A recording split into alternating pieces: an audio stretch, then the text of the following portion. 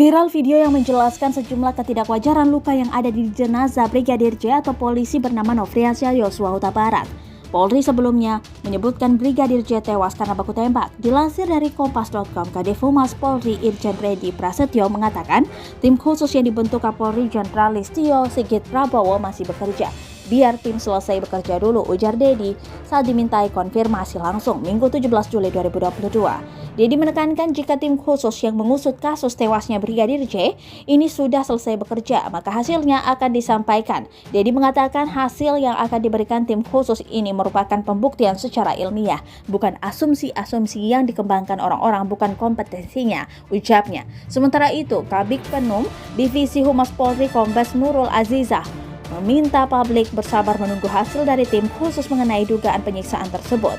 Nurul tidak membeberkan kapan hasil kerja tim khusus akan disampaikan. Dia hanya menyebut hasil itu akan diungkap ke publik secepatnya. Dalam video viral tersebut, seorang pria tampak menjelaskan sambil menunjukkan sejumlah foto luka di tubuh Brigadir J. Di antaranya seperti luka di bagian kaki, leher, perut, telinga, hingga bahu. Selain itu, beberapa jari tangan Brigadir J juga hancur.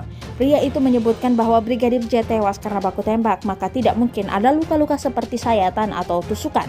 Menurutnya, luka di tubuh Brigadir J itu diduga ditimbulkan oleh pedang atau pisau sangkur. Terlebih dalam foto-foto yang ditampilkan, pria itu mempertanyakan banyaknya bekas jahitan di tubuh Brigadir J. Diberitakan sebelumnya kasus tewasnya Brigadir J pada Jumat 8 Juli 2022 menjadi sorotan.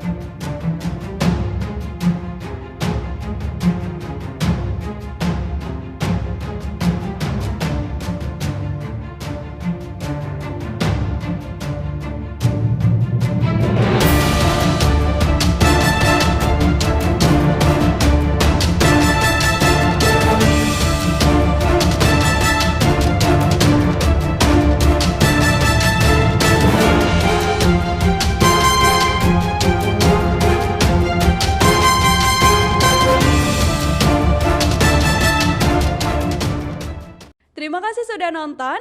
Jangan lupa like, subscribe, dan share ya.